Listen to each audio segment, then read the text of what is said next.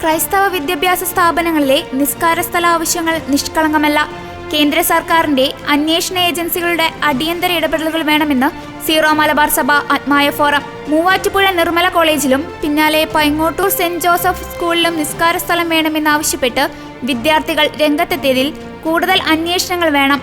സംസ്ഥാനത്തെ ക്രിസ്ത്യൻ മതവിഭാഗങ്ങളുടെ വിദ്യാഭ്യാസ സ്ഥാപനങ്ങളിൽ മനഃപൂർവ്വം പ്രശ്നമുണ്ടാക്കാൻ നടത്തുന്ന നീക്കങ്ങൾക്ക് പിന്നിലെ ഗൂഢാലോചനകൾ കേന്ദ്ര അന്വേഷണ ഏജൻസികൾ തന്നെ അന്വേഷിക്കണമെന്ന് സീറോ മലബാർ സഭ ആത്മായ ഫോറം ആവശ്യപ്പെടുന്നു. വ്യക്തമായ അജണ്ടയോടുകൂടി പ്രവർത്തിക്കുന്ന അധാർമിക ശക്തികളുടെ ഗൂഢാലോചന തിരിച്ചറിഞ്ഞ് പ്രതിരോധിക്കാൻ കേന്ദ്ര സർക്കാരിന്റെ നിതാന്ത ജാഗ്രത കേരളത്തിൽ ആവശ്യമായിരിക്കുന്നു. മതമൗലികവാദം ഭീകരവാദത്തിന്റെ മുഖംമൂടി അണിഞ്ഞുകൊണ്ട് വിദ്യാഭ്യാസ സ്ഥാപനങ്ങളിലേക്ക് കയറി വരുന്നത് ചെറുക്കപ്പെടേണ്ടതാണ്.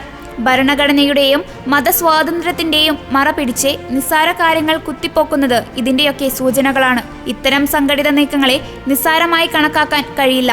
ഒരേ പ്രദേശത്തു നിന്ന് തന്നെ തുടർച്ചയായി വരുന്ന മതപരമായ ഇത്തരം ആവശ്യങ്ങളിൽ കേന്ദ്ര സർക്കാരിന്റെ നിരീക്ഷണവും മേൽനടപടികളും അടിയന്തരമായി ആത്മായ ഫോറം അഭ്യർത്ഥിക്കുന്നു. ക്രൈസ്തവ സ്ഥാപനങ്ങളിൽ നിസ്കാര സ്ഥലം ഒരിക്കലും അനുവദിക്കാനാവില്ല. ക്രൈസ്തവ സ്ഥാപനങ്ങളിലെ നിലപാട് നിയമാനുസൃതവും വ്യക്തവുമാണ്. ക്യാമ്പസുകൾ പഠിക്കാനുള്ളതാണ്, അല്ലാതെ മറ്റൊരാളുടെ അവകാശങ്ങൾ നിഷേധിക്കാനോ സമാധാന അന്തരീക്ഷം തകർക്കാനോ ഉള്ള സ്ഥലമല്ല. ക്രൈസ്തവ സ്ഥാപനങ്ങളിലാണ് ഇത്തരത്തിലുള്ള നീക്കങ്ങൾ എന്നതും ആശങ്കാജനകമാണ്. ആസൂത്രിതമായ മത അധിനിവേശത്തിന്റെ ഉദാഹരണങ്ങളോടെയാണെന്ന് കേന്ദ്ര സർക്കാർ അന്വേഷിക്കണം. കേരളത്തിൽ വിദ്യാഭ്യാസം മതമൗലികവാദത്തിലേക്കും പിന്നീട് ഭീകരതയിലേക്കും വഴിമാറുന്നതിന് സാധ്യത ഏറെയാണ്.